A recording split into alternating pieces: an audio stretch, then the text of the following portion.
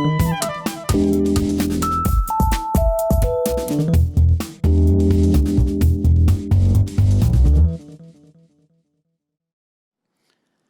everybody, my name is Michael Stampfer. Welcome to this session.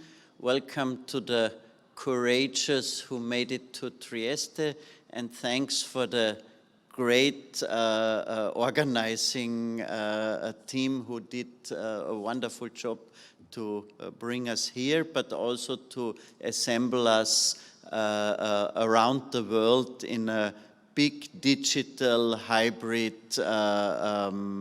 exercise where we are learning also how to do things in the future. My hometown is Vienna. We are talking about cities. We are talking about smart cities. I'm part of, how shall I say, credible city, because Vienna has been in various rankings nominated and made and voted as the most livable city in the world. We Viennese are grumpy people. We always see the downsides, but if the rest of the world says we are the most livable city in the world, then we have to accept it. Today we will talk about how to make cities even better, how to make cities more responsible, and how at the end of the day to drastically reduce carbon load and drastically reduce negative emissions by cities. And this all takes place in a triangle, in a policy triangle, and all the speakers will somehow, and we have very experienced speakers, I will present them in a second, will refer to this triangle of dealing with ecological questions, dealing with innovation questions, but also dealing with social questions and questions of inclusion. And this triangle, at the first moment, there might be a lot of trade-offs and difficulties between these three goals of inclusion, innovation, progress, and ecology here at hand. But when we go into detail, there are a lot of solutions and a lot of approaches to not to harmonize, but to dialectically bring these three big goals into a kind of positive dynamics. Yeah? The social side, you know, cities have always been, there's the German saying, Stadtluft macht frei, city air frees the people. So cities have always been a part of inclusion, of breakdown of social barriers. But on the other hand, cities have also been, think of Manchester as the city of the early 19th century, a hotbed of pollution, but also a hotbed of innovation. And now in cities, they are, as organizations, rich and poor, powerful and powerless at the same time. They have to include, to safeguard a kind of social inclusion and social balance.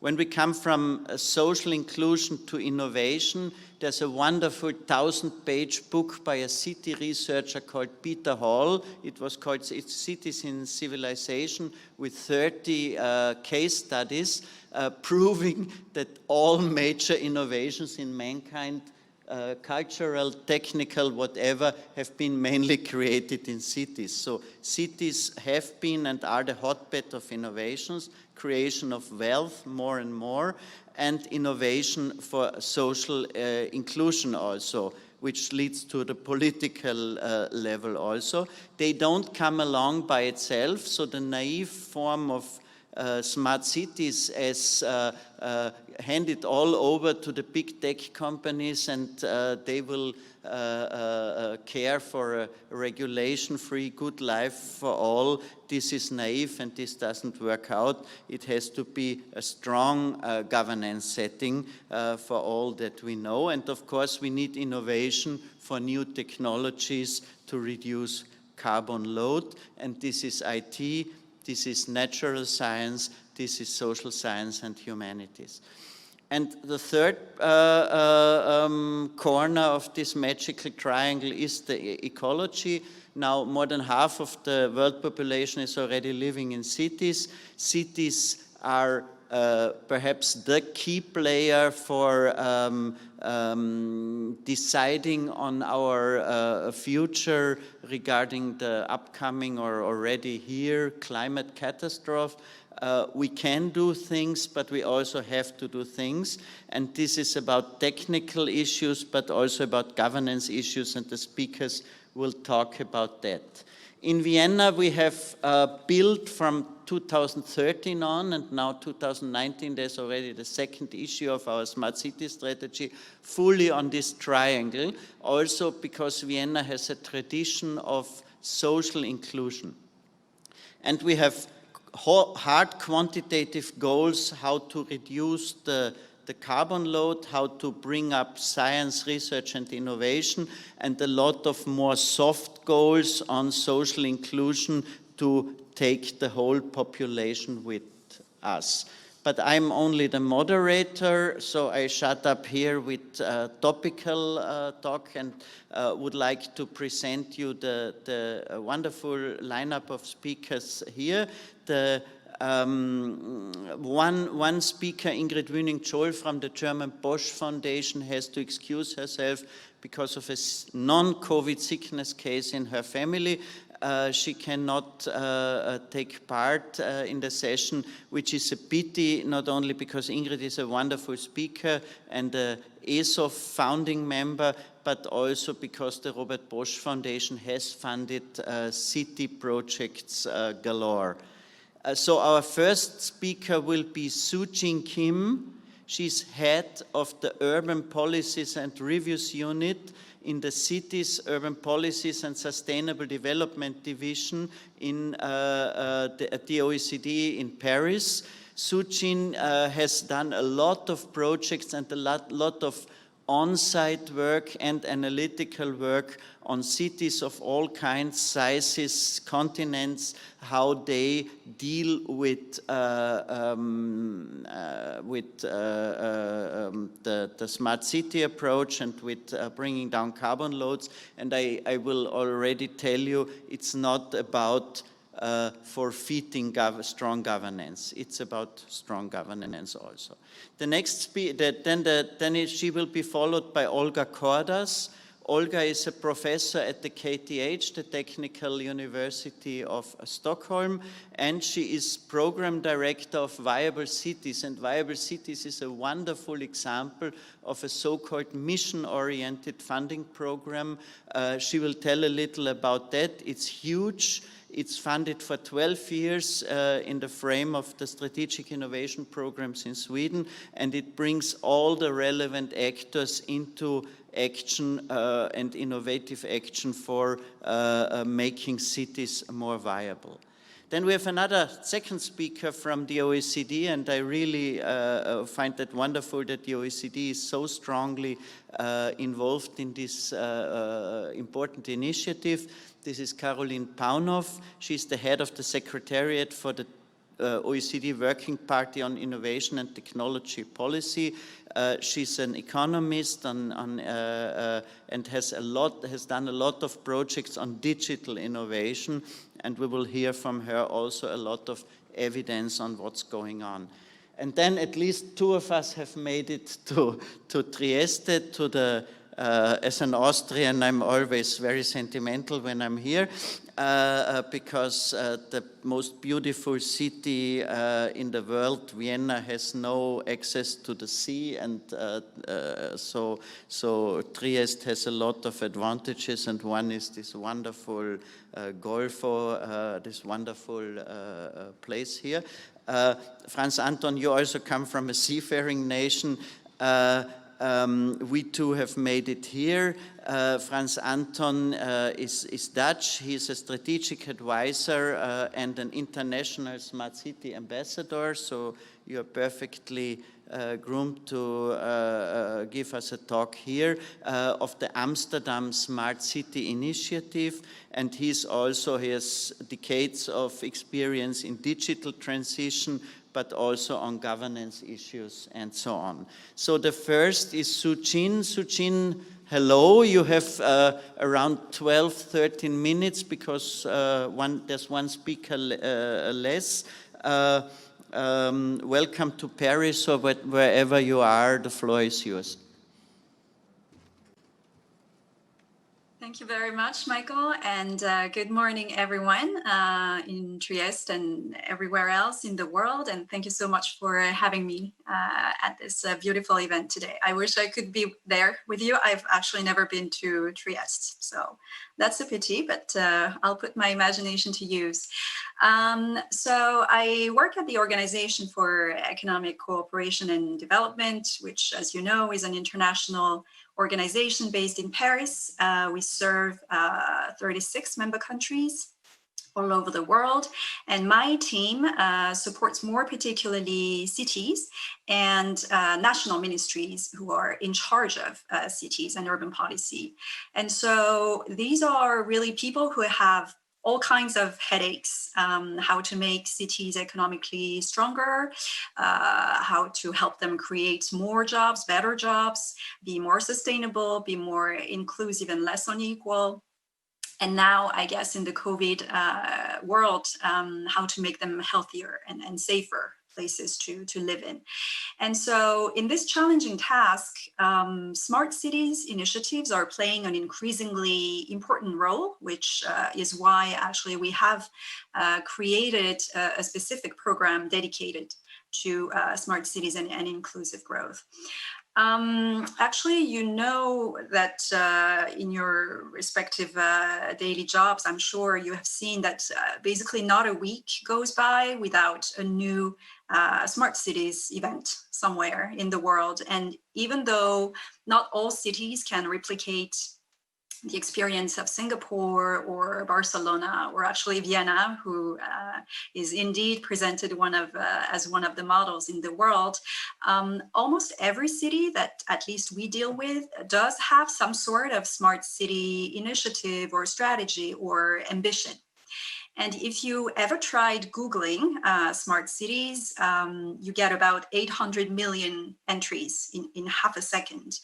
But have you actually noticed that you have to scroll down to page, I don't know, maybe 10 or 11 or 12 before you get any image of people in these search of smart cities? All you get before that is that kind of symbols or robots, machines, drones. And I think it reflects the fact that smart city solutions, at least at their beginning, often focused on the question of how to use technology to improve the efficiency of urban systems and urban public services, such as traffic management, water, energy efficiency, etc., which are all important questions, of course. But smart city initiatives are now gradually shifting, or at least they should be shifting, in my opinion, to a broader reflection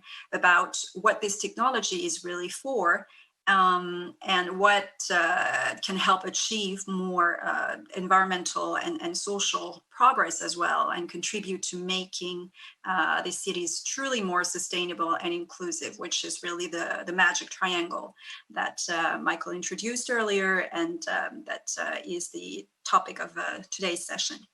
So it's really about putting people back at the center and letting people's needs drive the smart city rather than the opposite. In terms of timing, I think what happened, I'm sorry, I think I skipped the slide that I wanted to present before. In terms of timing, I think smart city solutions are really more critical than ever today. in recent months, because even though smart city initiatives have been part of the picture for at least 2 decades now, if it's not longer, in recent months, we have all relied a lot more on digital tools that have helped us compensate for the lack of physical proximity. So I'm sure during the months of lockdown, all of us have ordered our groceries online maybe, or our children have followed online education. We also had access to more digital cultural content, such as, being able to visit museums online and things like that. But what we observe from our data at the OECD is that cities and their regions are really not equally hit by the crisis. And for example, what you see here on the map on your left is that the share of jobs that are potentially at risk from the COVID containment measures that have been taken in the different countries, that share of jobs at risk really varies a lot across countries and within countries. So for example, it can be under 15% of total jobs in a given region, but it can increase to up to more than 35% or even half of jobs in some other OECD regions. So cities are really not equally hit by the COVID-19 crisis. And at the same time, they're also very unequal in their capacity to rebound from the COVID crisis and to also maintain economic activity. And one example of that is what you see on the graph here on the right side, the share of jobs that can be teleworked, so worked remotely. That share of jobs also varies quite widely, both across countries and within countries. So for example, more than half of jobs in London could potentially be teleworked, but that share is only 30% or so in Istanbul, in Turkey. So the ability to use digital technologies and smart city tools in an agile and in a creative manner will be a key asset for cities' recovery and resilience in the future. And so in this context, our OECD program on smart cities and inclusive growth has been focusing on these 3 priorities that you see on the screen.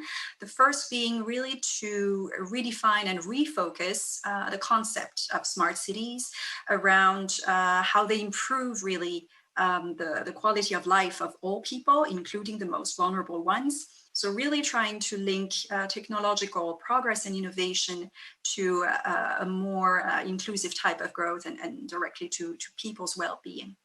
The second objective has been to measure how smart cities perform and deliver in terms of well-being outcomes. And so not just, focus on, for example, the number of smart sensors that have been installed somewhere or how much funding went into a particular type of equipment.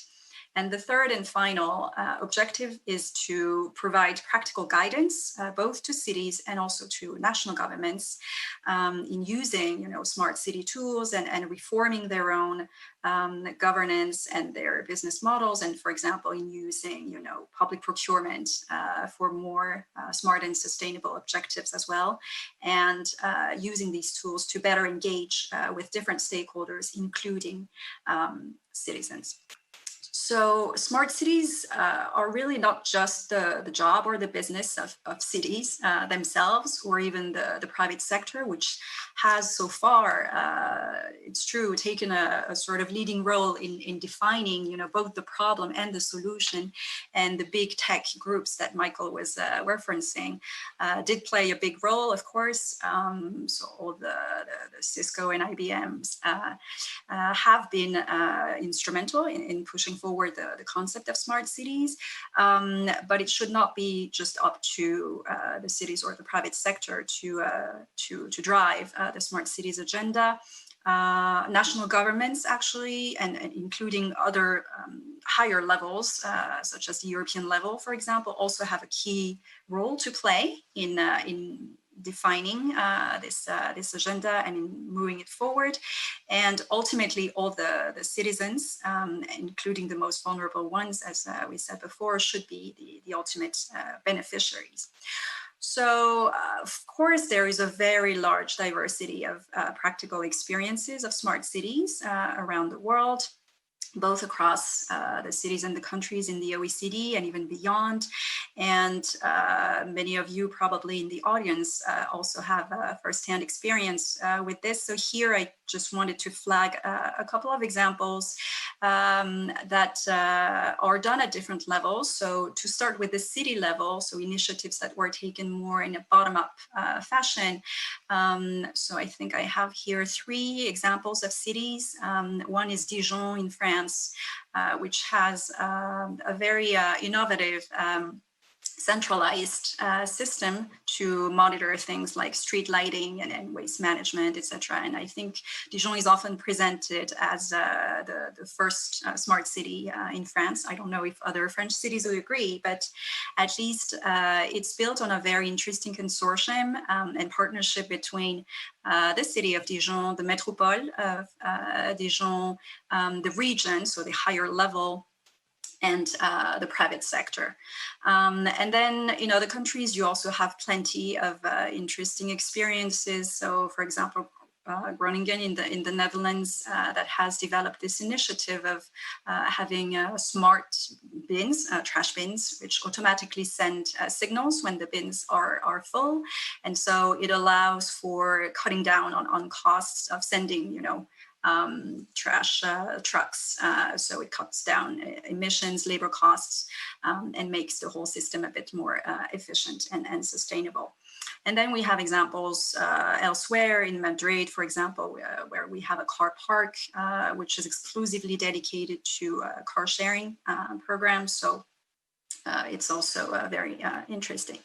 And then it's not only at the level of cities, as I was saying, since we have a number of OECD countries, actually a good majority, I think, which at national level have developed a national framework for smart cities, which help establish a sort of enabling framework and also stimulate the local experiences. So for example, in Korea, the ministry in charge of land, transport and infrastructure has been very actively developing a comprehensive plan for smart cities. It's already in its 3rd edition.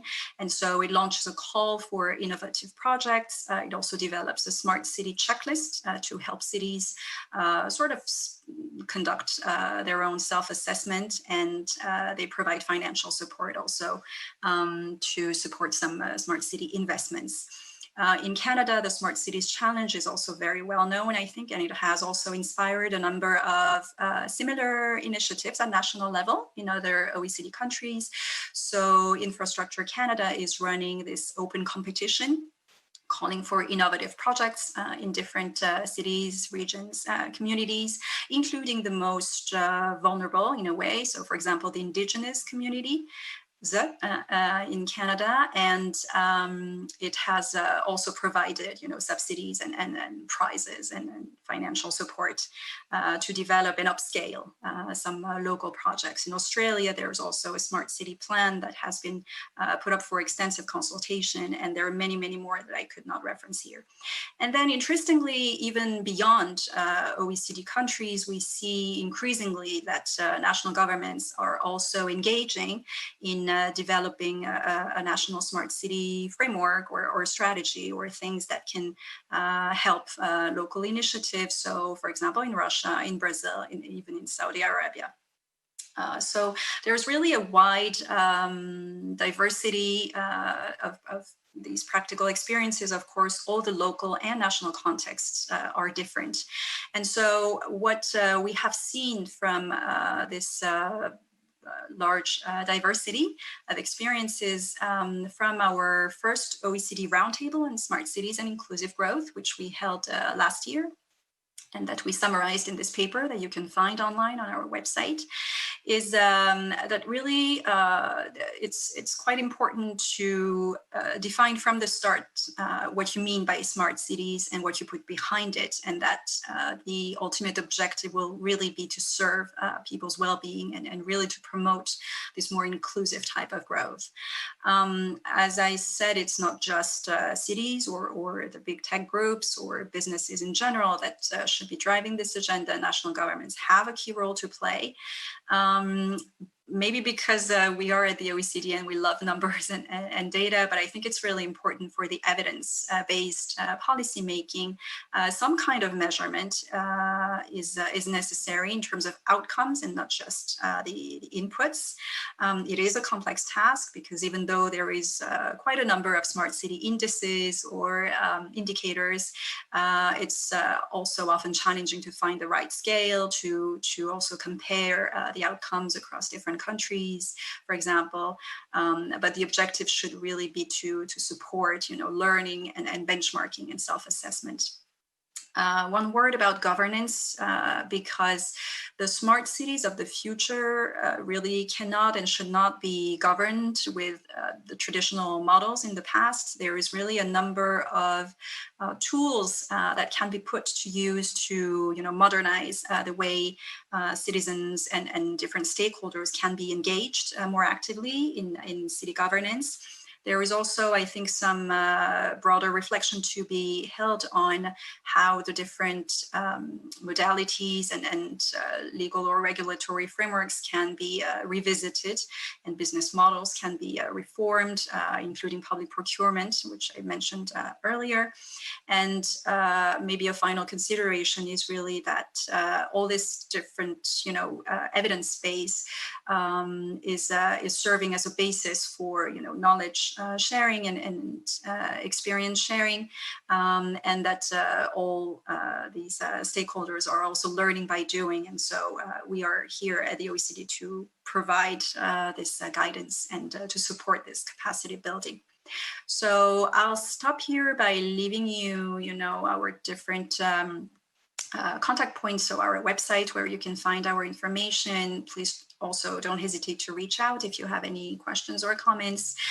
What's coming next is that we will be holding probably our next OECD roundtable on smart cities and inclusive growth. Hopefully by the end of the year, we're thinking of the best format to do it, actually.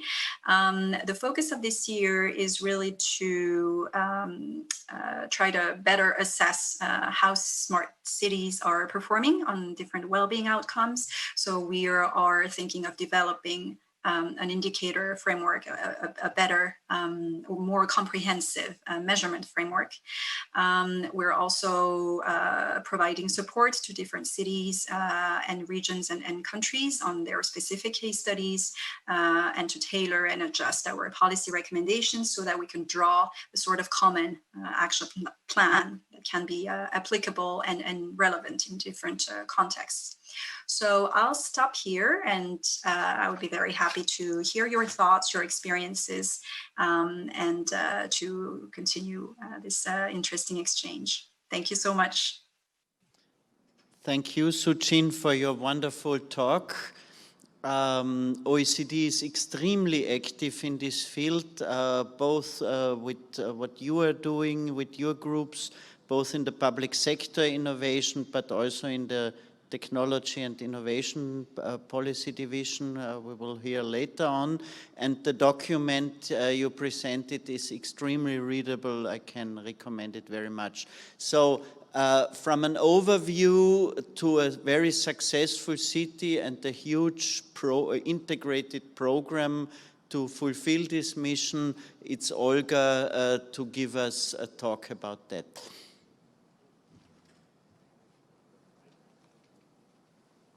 Thank you very much, and greetings from rainy Stockholm today. Yes, Viable Cities. Viable Cities, we are a strategic innovation program in Sweden for smart and sustainable cities. we are funding research and innovation projects, and this is to reach our mission for the program, which is Climate Neutral Cities 2030 with a good life for all within planetary boundaries. And having this mission helps us with directionality and intentionality of our research program and innovation program and implementation program. And it also shows clearly that what we are doing, we are connecting the goals and targets on the climate neutrality and climate energy transitions in our cities with social sustainability questions, inclusiveness and justice. So it's not for sub-optimizing systems, making some of the urban districts climate neutral, and in others thinking about social cohesion. So we need to look at those co-benefits of the climate transition and social sustainability. So this is the core of our program, and that's why our philosophy is holistic, people-centered approach to sustainable urban development with citizen engagement and digitalization as important enablers. So we are a member organization, and so our membership is so-called quadruple helix organization, where we have representatives of public authorities, municipalities, regional authorities, national authorities. We have research innovation organizations as university research institutes and researchers from different disciplines. We have companies and industries from different sectors, from energy, ICT, construction companies, architecture bureaus, consultancy, and many more. And those are from the large multinational to small startups. And then last but not least, making this kind of oftenly referred triple helix to quadruple helix, we have explicitly with our civil society organization, because without those we cannot make a people-centered approach. So civil society organizations are playing a very important role with our program. So now we have approximately 62 urban experimentations and projects funded with 200 partners involved, and we are very happy to have many civil society organizations involved in those projects and experimentations, and many of those have never ever before been participating in such activities. So we have a long-term investment, and so 50% of it is coming from our innovation agency, Vinnova, Energy Agency of Sweden, and Formas agency funding as the fundamental research within energy, climate, and environment. So we are not a funding agency, but member organization developing the area of smart, sustainable cities with focus on climate neutrality and social sustainability. And then we are developing these kind of innovation support systems, and we're seeing the system innovation as an iceberg. So it's a good metaphor, because what we are talking about very often when we are funding smart city projects and so on, so we are talking about innovative solutions, and very often we are focusing on technological solutions, which are very important. Also, what we see over the water is actors, networks, researchers, municipalities, companies. But what is happening there is we are not very much focusing or having light on the things that were depicted underwater. Those are new financial instruments and financial structures, policy, legislation, capacities and competencies, behavior and user preferences.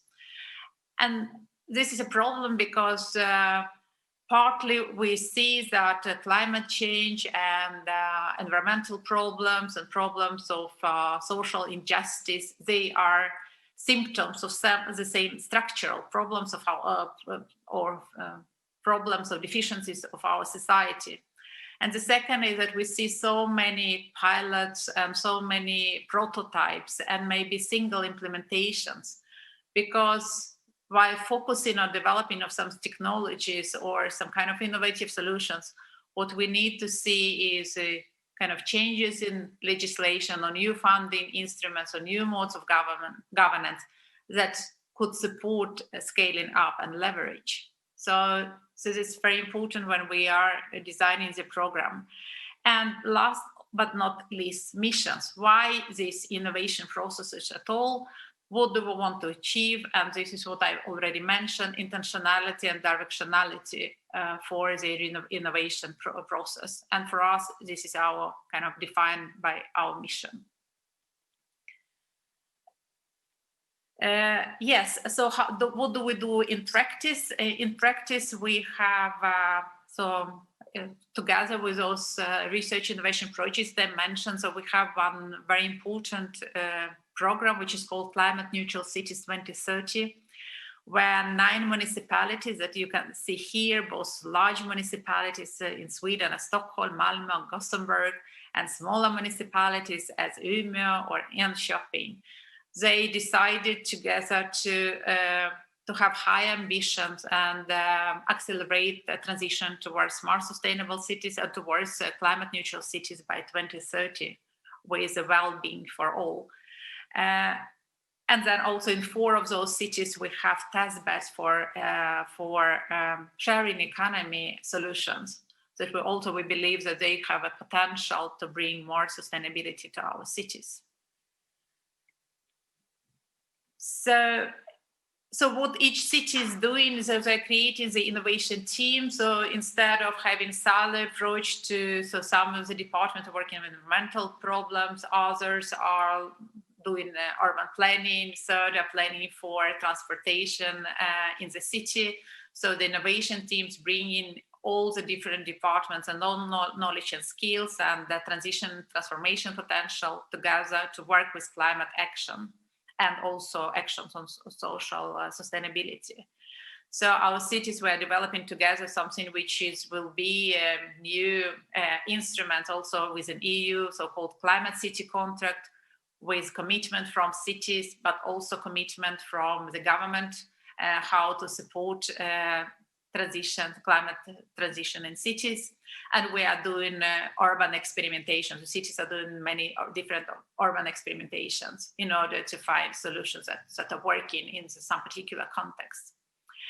But together with those actions in each particular city, what is missing often is orchestration and reflexive learning, peer-to-peer learning, and also creating the joint movement, supporting each other.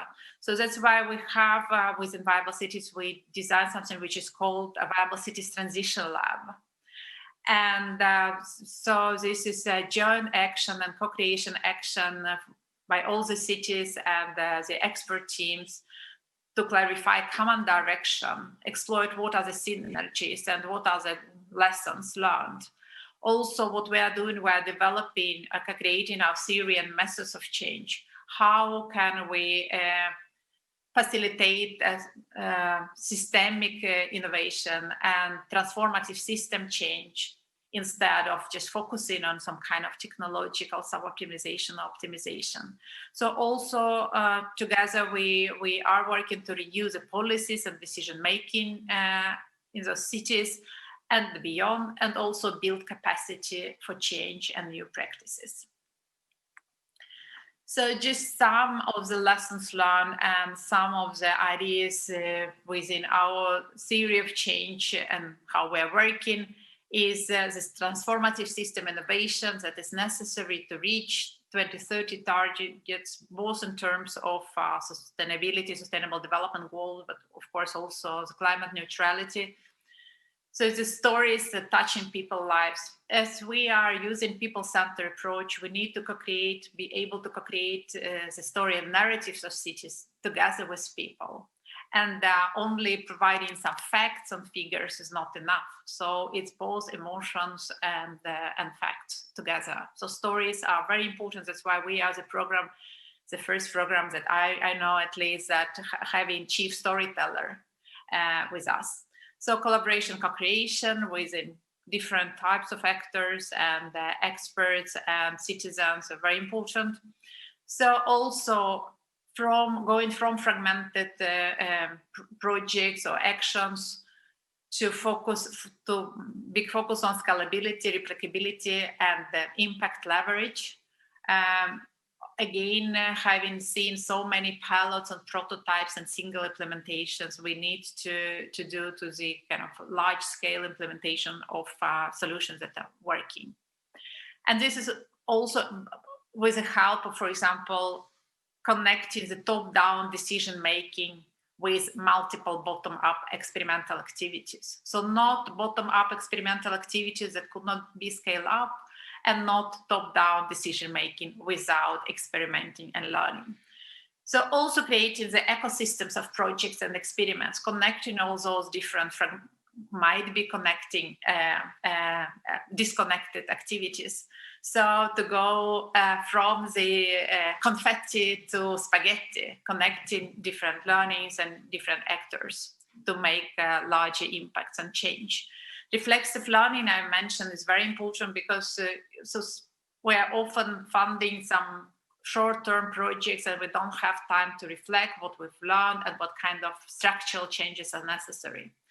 And last but not least, so we have monitoring and measurements. We've been discussing those indicators a lot, but it's very often seen as looking, okay, have we done well and invested money in a good way, and what outcomes did we get now?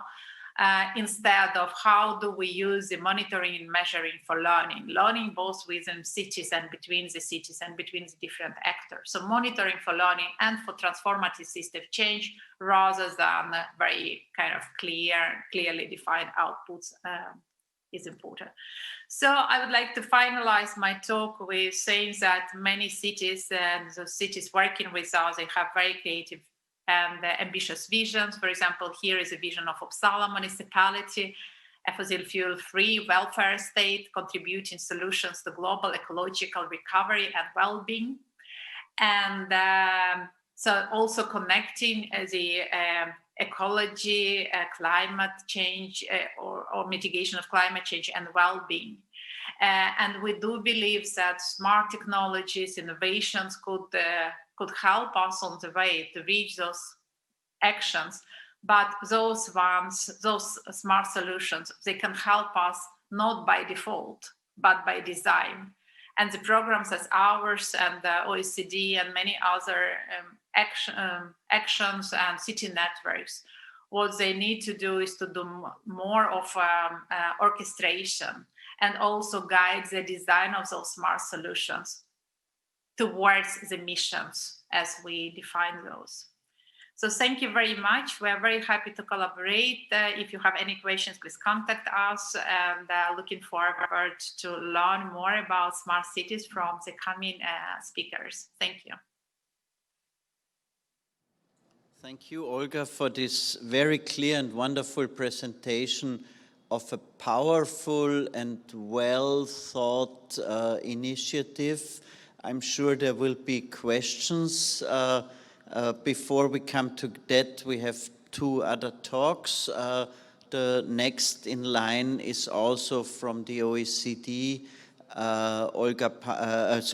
Caroline Paunov. And in this context, I also want to say a thank you to the OECD. This session was co-developed between the OECD and my organization.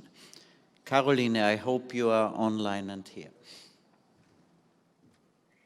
Yes, thank you very much.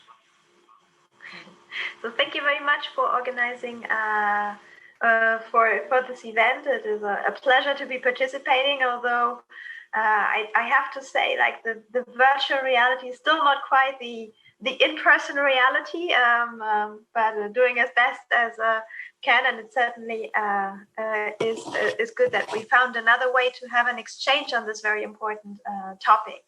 Now, I'm working at a different part of the OECD where we're looking at innovation and technology policy, and we're looking at things from including from the national to the regional to the sub-regional and to city levels, where we're really taking a perspective on some of the overall challenges that countries are facing when it comes to innovation, but making innovation in a way that it allows for inclusivity, sustainability, and growth, and adding in a new component, as you will see in my presentation. So I just want to add like a few perspectives that will maybe allow us to have some sort of exchange or discussion regarding the smart cities context in the current COVID-19 situation, which is one I spent an awful amount of time thinking about, and that is posing a major challenge to all of us for sure. Now, first observation I would like to make at a more general level is that when we think about digital innovation, so how innovation is taking place with digital technologies, what we're finding is that it is highly unequal across cities. So when you take a level beyond the city, we're having a level of concentration here that is certainly challenging some of the inclusiveness objectives when you look at them at a national level. And that is to do with some of the market dynamics that we see in the digital age, where what you have is really a rise of superstars that we've been seeing happening in a number of levels. We've been seeing a rise of superstars at the level of firms, at the level of universities and researchers, and we've certainly seen it among also cities where you have a widening gap between the best and everybody else, due to the fact that there's a number of reasons, and they differ somewhat across those different types of concentration, but certainly have to do with the fact that when you're talking about digital innovation, it is something that can be scaled up quite easily, and that poses a particular a challenge when it comes to, so if you are the best in producing a certain innovation, then you can serve the global market. There's no longer a need for second level or for good but not optimal or not the best in producing the same type of product you're offering. And this type of dynamic, where if you have like the piece of software that's best and you can serve the entire market, is creating a very different type of dynamic and challenges inherently any aim for wider inclusiveness. And that also applies to cities, which is the topic we're looking at here. So when you look at, and I'm sure you're all familiar with some of those data, but they're still like striking when you look into them. You have a very small amount of cities when you look across the OECD that are responsible for the bulk of patenting, and that number is even higher when you're thinking about some of the, if you're taking into account like the quality of those patents, you have a very striking concentration where 1/5 of patenting is really concentrated in leading cities across the OECD. And what is interesting is that this concentration is even higher in the communications and technology sector. So that sector, even though you might think, well, it allows for more diffusion, is actually even more concentrated. Now, what we see and what is certainly happening, or a question mark that we have at this point, is whether inequalities within but also across cities will be changing as COVID-19 might be affecting some of the habits we've been accustomed to. One being, so there's this the current context where we have new work arrangements, which create some challenges for suppliers, such as the Pret chain in the UK that is now into serious trouble because nobody is using. People are no longer commuting so actively, so they stay working from home, no longer using those city services. So we might find some new arrangement where some of the spreading of innovation activities will finally be going beyond across the city. So it's going to be more easier to work and contribute across different parts of cities, across regions, and even more widely, finally marking some kind of death of distance, which could be contributing towards more inclusiveness. And also the call for resilience is another one that could be changing and affecting, pushing back on the globalization issue, could certainly be leading to a very different type of focus where different cities and different parts would be called on in different ways to be contributing. At the same time, there's also tensions here because we've seen unequal levels of outbreaks at cities levels, different levels of lockdowns, and differences in how businesses were prepared to take up things, and the sectoral effects were also quite different and also played out towards driving some inequalities across cities even further. So there's challenges here, but also big question marks into what could be done towards allowing and giving cities more of a role to be for more inclusiveness across cities, but also within cities in the current context. I think there's quite a few things to be thinking about, and that could evolve in different directions depending on what decisions are being taken at the national and the regional and at city levels. Then the other thing that strikes me is that when we're talking about the magic triangle, which is already an important and challenging task to get all these dimensions operational, what thinking about, well, do we need to go beyond with the important questions of resilience having been added up to this challenge. So up to now, we've been thinking, well, we started with an objective where it was about economic growth and competitiveness. So thinking about having cities as the hotspots for innovations, having them being competitive in that international realm, in that evolving digital economy. It was one component. Then trying to make all of this sustainable and inclusive so that different parts are being included, where things that were added as we were noticing that, well, growth can happen without thinking about sustainability, and it can happen without it being inclusive. The new component to me in this current context is the issue of resilience. The issue of, well, how was it possible that we were so vulnerable to the shock of COVID-19 that forced, like, at some moments the complete lockdown of activities. So how can we add this resilience component, which poses quite a few issues regarding the role of different cities can be having in doing this, but also at the city level, how can you ensure that there's better preparedness to future shocks and better kind of local responsiveness to some of those. And it certainly is a different issue from the other components. And so adding in much more to this challenge of complementarities of trade-offs than before. And I do think there's interesting to see how this complicates things, how it changes things, and how it changes some of the objectives. And this applies at different levels beyond. And finally, thinking about really this ambition of going beyond just a growth agenda and an agenda that covers really transforming economies.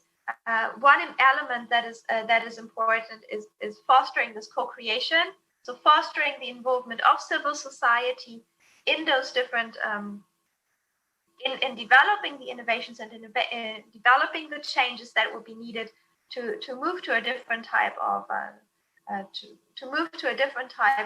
ecosystem at the city level, and where I think making co-creation really operational is quite an important challenge and an important one. Cities have certainly championed co-creation examples. There's where they have been most operational was when you think what was of involving civil society was in the context of urban transportation, where those concerned by certain transformations were actively involved. That was certainly one of the moments that was most where this has been operating in a most effective way. And we've seen a lot of cases where you had this co-creation element take place in the COVID-19 context, and where there was active engagement, and there's also active opportunities to have more of a collaboration of those systems. And I think thinking about how to connect those types of co-creation elements with the global community and making it inclusive will be one of the agendas to tackle if we are to move to reaching those objectives, and if we're going to realize both at city but also regional and national levels this new objective of a different type of more inclusive, sustainable and resilient future. And these were just the comments I wanted to make. There's a number of issues I've been drawing on, and you'll see some of those works on this last slide. Thank you very much. Caroline, a lot of food for thought, and there will be ample time for question and answers. I have also noted already one or two, but before we come to that, our on-site speaker, Franz Anton Wermast, please take over. We are very happy to hear mainly about your experiences in the Netherlands. Thanks, Michael.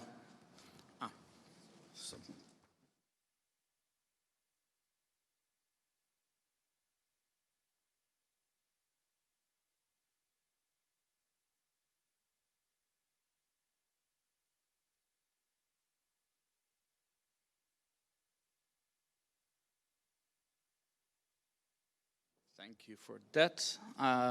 Thanks, Michael, for this kind introduction, and thanks to the previous speakers for the introductions and the overviews from all different angles. I have the privilege to represent Amsterdam Smart City, which is a not-for-profit global open innovation platform where we bring together all kinds of initiatives from the demand and supply side to improve the quality of life of our citizens. And not only for our citizens, but also for the people who visit Amsterdam and who work in Amsterdam and the Amsterdam metropolitan region. And just to put it all in perspective, Amsterdam has only 800,000 inhabitants. So it's a global village, or as you would call it, it's a metropole on a human scale. That gives us loads of advantages to do pilots, both on a neighborhood scale, but also on a citywide scale. And we do realize that if we do a pilot citywide over 800,000 people, which could just be a neighborhood scale pilot for any other city, much bigger than Amsterdam. To put that all in perspective, cities have been around for 3,000 years.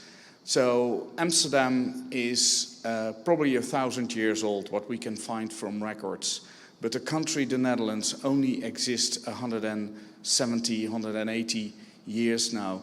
So it's as the few previous speakers mentioned as well, the city is an extremely good breeding ground for initiatives. And it's also the closest democratic institution towards citizens. So if you are able to involve citizens in your city, it will have a good effect on a national level. And before I continue, I would like to wish all the finalists of the European Capital of Innovation 2020 very much good luck today, as the European Commission has their hearings today. So all these 12 finalists should present, and hopefully the jury will decide on the next iCapital for 2020, something that Amsterdam was chosen in 2016, and mainly because of the Amsterdam approach. And the Amsterdam approach basically consisted of the bottom-up approach through citizens' engagement, but also the learning by doing approach. So do things, think globally, act locally, and start tomorrow. Don't try to put big vision plans, to put a lot of paperwork into your smart city approach. Just do. Stop talking the talk and start walking the walk. We try to focus now on a lot of transitions. We've been on the road since 2008, and in the last 12 years we did a lot of things right and a lot of things wrong. And what we figured out is that transitions are probably the major and the most important part of our whole smart city journey. So in energy, it is from fossils to clean. Make sure that everything you do is not only economically in a sustainable way, but also environmental in a sustainable way. One or two of these parts of the magic smart city triangle. Digital, let's do everything open. So everything in Amsterdam is open by default. Data are open, innovation is open, algorithms are open, it's open source approach. And it takes a lot of courage in the beginning to open up your data, for example, but start off opening up your data in between two departments within the city government. See how that works, and if that works fine and you've learned your lessons, try to scale it up to the next level.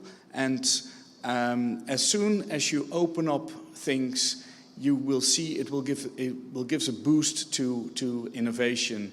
The open data that we put in catalogs in Amsterdam online are now used by all kind of organizations, both profit and non-profit, and even telecom operators now, mobile telecom operators in the Netherlands now will add data to that database set to see how it can improve the quality of life of the citizens. Before COVID-19 crisis, Amsterdam was very, very crowded, very congested. Not as bad as in other cities as I've seen, but it was basically focused on mass transportation, and we put already in place some of these measurements and pilots to have it a more people-focused approach. I will come back to one of the examples later on. And of course, circular. In the past, we would build an office just for a single purpose, and now we want to have these buildings for multi-purpose levels, even if they in the early years of the usage, but also after the first use of the building. But also we've put in requirements that every new building has to consist of 90% of reused material, and that's now basically a requirement to obtain a permit in Amsterdam. As mentioned, Citizen Central. Towards the end of the financial year, you get a lot of invitations from people from the private sector that would like to push their solutions. And basically, my first question always is, can you identify which problem for an individual citizen in Amsterdam you're going to solve? And then they come back, oh, we've got perfect smart building solutions, and that type of talks. And I will always come back to that question and say, which problem are you going to solve for the Amsterdam individual citizen? And 9 out of 10, they can't reply to that question. And in our opinion, it's really, really important that you always think from the end user, which is the citizen in your city or your metropolitan area. Do everything open and transparent. So if you do a project, make it transparent why you do that project, what things are going right and what things are going wrong, and communicate about it.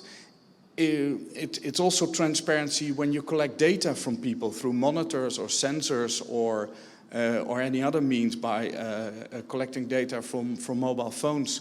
Just make it transparent what data you are collecting, what are you doing with the data, and what's the outcome of the data you've used. Public value has become much more important. In the past we were talking a lot about open data, but now we talk much more about public data, to make sure that as a local government you make everything available and you do everything on a non-discriminatory base. So make sure that the public value is always number one. It's not some kind of hobby horse of a mayor or a vice mayor or anybody else, and it's not to be seen that it's actually done by one of the big companies that are pushing their solutions. And as I mentioned, learning by doing. If you fail fast and fail cheap, learn from it and come back to the original idea and see if you can implement it in a different way. People were mentioning the triple helix, double triple helix, quadruple helix, quintuple helix, doesn't matter what you call it, but it's essential that you collaborate, that you have the alliances between the public sector, the private sector, academia, and these days NGOs play a much more important role in the whole smart city journey.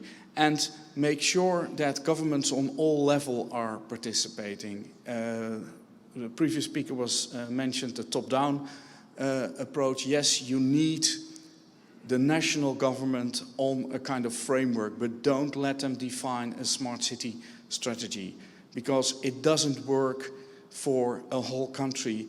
Even if you look in Amsterdam, people that are living in the southeast part of Amsterdam those people are completely different than the people that live in the city center. So do everything bottom up on a neighborhood level. As you see, that the knowledge institutions play a very, very important role. We have an institute called the Amsterdam Institute for Advanced Metropolitan Solutions. And initially, no Amsterdam University was involved. It was the Wageningen University, which is an agricultural university, MIT in Massachusetts, and the Technical University in Delft. Why? Because we truly believe that that outside-in focus is really, really important than the inside-out focus. And it's important that all these different angles from universities work together with the citizen. And we create on the old marine establishment in Amsterdam an actual living lab where there are a lot of different projects and pilots in a closed environment to test. But it's an open space, it's open to the public, so people can also use those pilots and get acquainted with those pilots. Another approach that we used is the startup in resident approach. In the past, somebody would define a solution and you would have a public procurement of companies that would actually bid or come up with plans. And what we thought is, why not use the startup community within the Amsterdam metropolitan area to solve problems. So every 6 months there's 10 problems that we're facing as a city and Amsterdam Smart City. We present that to the startups and we let them compete for what they think is the best approach. And half of the time we figure out that the problem we define has not been defined properly, and the startups help a lot by redefining that problem and come up with the solutions. One of the lessons learned here is that startups have a different vocabulary than civil servants, so you have to make that transition. If you want, you have to make a dictionary that the language that both parties are speaking is comparable. The other thing is that we didn't have any money available for pilots for the first tests that they were actually running. Now we've made that available, and what you see is that these startups, they're not only competing but also starting to collaborate, sometimes to tackle several problems together, which is a key for the holistic approach within the smart city area. Another example, what I would like to share with you is the Zuidas mobility experience. Zuidas is the central business district in Amsterdam, and this is probably also an example that there's not always a lot of technology involved. What we simply did was asked 100 people that own a lease car to leave, to not touch their lease car for 1 month. We gave them €1,000 in return. That amount is basically similar to what a lease car for those people will cost for the employer. And we gave them €1,000 budget to use alternative forms of transportation. And what you see is that a lot of people do not actually need the car that much, but they used it in the past just because it was there. It was sitting there in front of the door. So they were using bicycles, they were using Ubers, they were using car sharing, public transportation. And what we figured out there, one of the outcomes of that test was that people miss their car the most in the evenings when there's less public transportation available, and in the weekends to visit their family. And a lease car wasn't in place in the first place to visit family. So if you take these kind of bold measurements and in pilots, then people start to rethink their whole the whole usage. And smart cities, we've been on the road now for about 12 years, and what we figured out, it's a cultural change in the people's mindsets. And this cultural change, you can't do that overnight. It needs about 2, 3, sometimes 4 years to actually change the cultural habits within people. Another thing we focus a lot on is data, because we truly believe that the city doesn't own data. The city is just a warehouse, a storage of data that are owned by citizens. And in our perspective, we think that digital rights are human rights. So together with New York City and with the city of Barcelona, we created this thing, the Cities Coalition for Digital Rights. Again, what I mentioned earlier, it's to advocate that data are used on a non-discriminatory manner. And that's also with algorithms, for example, make sure they're open. So we do ethical audits on algorithms, because algorithms are written by people and they are biased. And we want to know if the outcome of the algorithm is actually doing what we thought the algorithm is doing, to give all people equal chances. Some future observations, maybe to finish off with: make everything problem-focused, not solution-focused. What you see nowadays, that cities focus much more on operational expenditure instead of capital expenditure. So they don't want to buy in big bulk, for example, smart light poles, but they would like to pay an annual lease or a monthly lease to use that smart light pole. You see new roles happening within governments, but also within the private sector. GovTech plays an important role. Trust.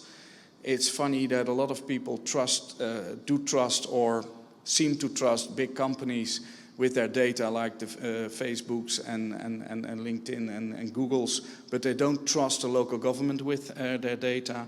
So we make sure that that data is protected. Talk about public data. I think it's really important that governments, and especially local governments, take back the role and the lead when it comes to data discussions. Data discussions now are much dictated by the big tech company.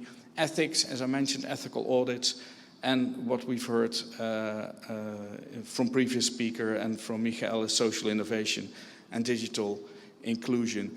One of the things I'd like to finish off with is, did we do a lot of things right? Yes. Did we do a lot of things wrong? Yes. The majority of the things were wrong. So, and didn't succeed or weren't scalable, and we created something called an innovation graveyard. So all the things that weren't ready to scale, put it on an innovation graveyard, reassess them every 6 months, and sometimes when you put 2 or 3 of these failed projects together, they suddenly are ready to scale.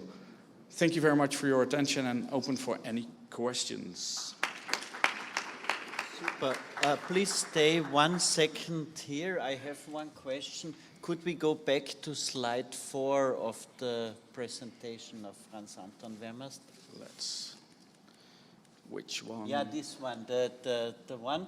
I want to start the Q&A session with this slide. There are many interesting things here. One is the micro dot in the middle, the Amsterdam Economic Board. So obviously you had from long time onwards a kind of inter-organizational soft governance board where people could find problems and solutions. Yeah. And the second is cities don't end with the problems of cities don't end at city borders. There are other cities, there's the countryside, and for example to Vienna there are 300,000 commuters every day from the smaller cities around Vienna coming to Vienna, and part of our traffic problems comes from there. So perhaps you could comment on these 2 issues, that you need a round table of strong actors, and you need to include the periphery of the cities. So first of all, the Amsterdam Economic Board is similar to Amsterdam Smart City. It's just to increase the economic activity in a sustainable way for the Amsterdam metropolitan region. Reason why we put Amsterdam Smart City outside of the city is that you don't want to make it too political. And the second thing is you want to be able to fail without it having immediate political consequences. So if a pilot fails, that's okay. No of the vice mayors or politicians are responsible for it. On the other hand, if something succeeds, not one mayor, vice mayor can actually claim the success. The other reason why we started off an open innovation platform outside of the city center, outside of City Hall, outside of the municipality, is big companies, small companies, they don't like the bureaucracy, the red tape.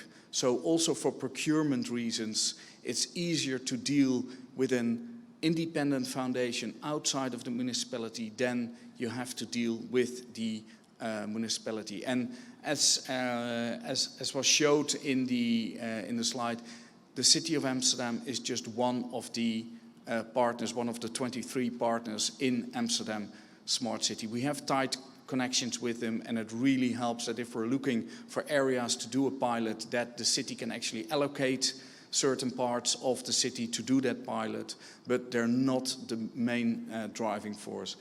Coming back to the commuting question from Michael, you need your area, your metropolitan area, or the area around your city. There's, I don't know exactly the numbers, but I think it would be similar, like a few 100,000 people will commute every day, were commuting every day from a city in the vicinity of Amsterdam to the city of Amsterdam. So we wanted to introduce electrical vehicles.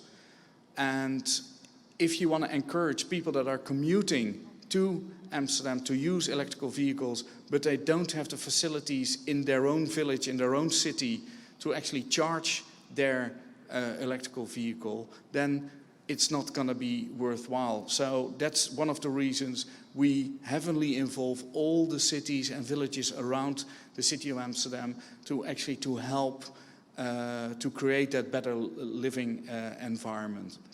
One of the other things we did is make remote offices for civil servants in Amsterdam. So we have this city called Almere, and which is about 35 kilometers from Amsterdam. And the majority of the people commuting to Amsterdam are coming from Almere. So the trains are pretty full, the roads are congested. So just outside of Almere, we made an office, we created an office for remote work area, so a smart work hub, so that people who do not have appointments within the city can actually work there if they can't work from home. This was long before COVID-19 happened, so we figured out that it works really, really well also when there's no health reasons to do so. Another thing what the CEO of the City of Amsterdam did was to make a very, very blunt decision and say we're going to reduce the offices that we own, the buildings that we own as a city, from 200 to 120. So nobody will have their own desk anymore. To put it on an individual and an employee level is you will reduce the desktop ratio from 1.3 to 0.7. The alternative measure we had to take was to give every civil servant in Amsterdam an access pass to all office buildings. So if you're living in the east, but your office is usually in the west of Amsterdam, you can actually go to an office that is owned by the local government in the east and work from there if you do not have to go all the way to the west for meetings. So, and this was also done about 10 years ago, and it's really been proven beneficial before COVID, but especially beneficial now during this COVID-19 crisis. Thank you very much. I will ask my next question from here, but then shift to the other microphone in a minute. I have a question both to Olga and Sujin. Our experience when we assisted the city of Vienna in doing the 2014 and the 2019 Smart City strategy is that the politicians had a lot of fears, and these fears were mostly grounded in wicked problems. Yeah, if you reduce space for cars, that's not so easy, and people get agitated quickly and will perhaps not vote for those who take away the parking lots. Yeah, but we had another experience with the civil servants, and Franz Anton has already talked about the civil servants of Amsterdam. Not only wicked problems proved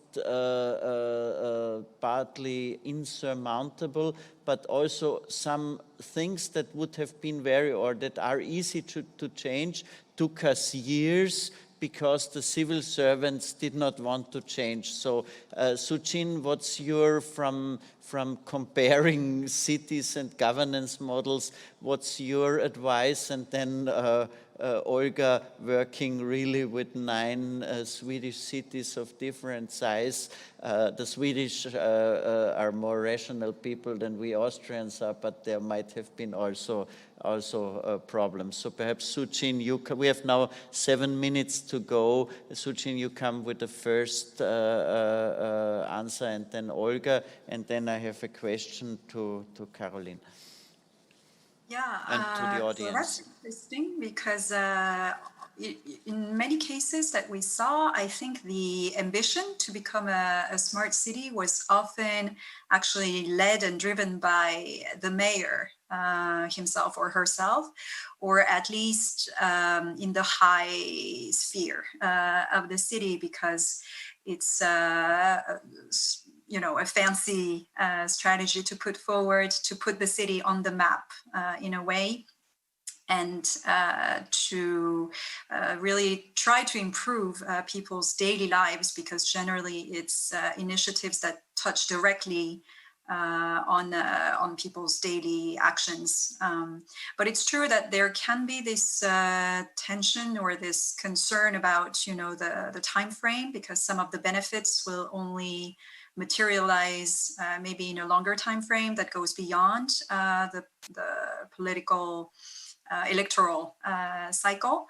And so this is where I think the evidence base, or the indicators, or the evidence on the benefits should be really strong, and be also the object of this wider consultation with the citizens and the people who will be ultimately the users and the beneficiaries of smart city initiatives. But I'm sure, Olga, you know, being directly involved in some cities, maybe you have a more direct on the ground experience in a way. I would be interested to hear that as well.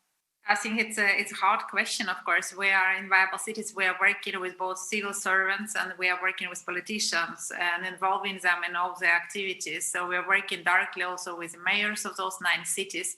And I think that those mayors, they are reinforcing each other. So they're having this support from each other, saying that, okay, it's hard questions. It kind of is very important for cities, so they are not alone somehow. But talking about citizen engagement is a very central question. How do we do that? How do we use, for example, storytelling, co-creating narratives? So what we see also that the informing or consulting with people is not enough. It's not informing just what we are going to do as a municipality or companies. It's not enough to make consultation, what do you want, but really the new methods of co-creation and people having kind of empowered to decide what kind of change we do want to have. And also looking for co-benefits of different solutions. And make it and be clear that how those solutions could lead to reduction of CO2 emissions, but also the health benefits, better mental health, and well-being. So I think that it's all cities, they have the same or similar challenge. So how to involve cities in real, and I think that we are happy to collaborate with everybody who have good tips and ideas, and we have some of them. Thank you, Olga. There is audience participation. You should go, I think, to one of the microphones, say who you are, be concise with your questions. We have for question answer 3:45, but not only for yours, because I have one final question also to Caroline who is not only her face, we don't only see her face, but also a dangerously looking virus also beside, and that will beside her, that will be part of my question. So please. Thank you very much. I'm Manfred Neun from the Fusion Mobility Memmingen Institute, and thanks firstly to all of the speakers for their great contributions and speeches. And I'm saying this as a convener, also contributing to the Smart Cities theme on Sunday. Now my question is about digitization. First of all, compliments to you, Franz Anton, for your initiative and campaign for the Digital Ride initiative with cities. This is a great issue I like to support, mainly also being a member in the Sustainable Urban, in the Sustainable for All initiative from the World Bank. It's the working group on enabling data sharing. So you are delivering just the best conditions for this. But as you were also stressing to come forward with practical initiatives, just do it. What were your most interesting, most successful small initiatives to make digitization work for your citizens? Probably one of the initiatives I'm really proud of is that we had a conversation with 8,000 people, which is only 1% of the Amsterdam population, divided in different groups. One of these groups were the homeless people. And we were asking the homeless people, how do you see your city in 20, 30 years' time? What do you need from the city? And usually those people don't speak up.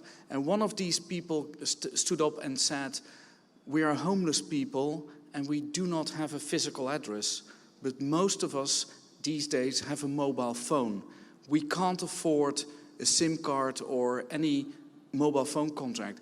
Would you be able to provide the city with open Wi-Fi so we can actually use the digital era, the digital conditions to improve the quality of life? And by the way, if you're putting one of these Wi-Fi posts on trams, tram stops, but also on trams and buses, could you please have a little USB slot powered by solar panel on the bus stop so we can actually charge our mobile phones over day? So hopefully that's just one example that I would like to share with you. Thank you. Now a quick question to Caroline. I was impressed by this resilience topic, which is very important. So virus, climate, or financial meltdown, which of the three, if I would be a mayor of a city, which of the three should I be prepared most? You're at least the OECD, so I can ask you that. Which should I be prepared most to be resilient? Impossible question, I know. I think that's but it pinpoints the issue. I think we need to start and understand what we want to, what went wrong, and clearly we were not prepared for this one. So what do we want to be prepared for in the future would be an important bit here. Well, seems like we've timed out. Okay. The time was going away and you were freezing, so I'm not sure whether. But I mean, I think it's important that there was something about this crisis which took us all unprepared, and we were not thinking it, and we paid for it a huge price, which was all the lockdown and all the constraints at personal, economic, and all levels it took. Now, I think the future shot, we don't know how it will look like, and it could be any of those or something else.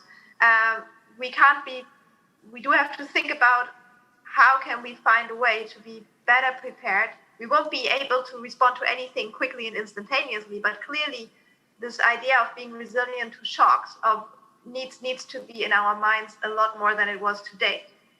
And I think that would be just my general call. That just we need to really come to terms with it, and it has to be ultimately it's a social decision. What is it that people are willing to kind of? What is that people want to be prepared for, and what price are they willing to pay? Because it's not going to be coming in it's not going to be coming without a cost. I would be very happy to continue in whatever form on this topic, because I think you brought in an additional important layer.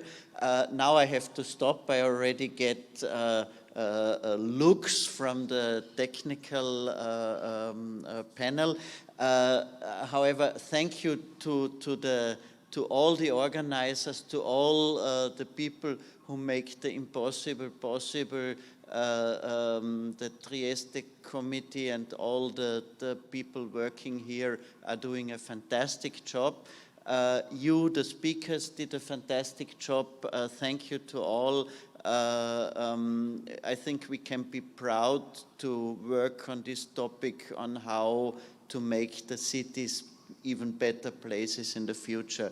Many thanks to you all. Have a very good rest of summer. Here it's a sunny day. I have my bathing trunks with me, and tomorrow I want to make at least one jump into the Mare Mediterraneo. Have a good time in Sweden, in France, wherever you are, and to the audience, many thanks. Hope in 2 years we will all convene in the Netherlands. Many thanks, and thanks for the extra 2 minutes I got.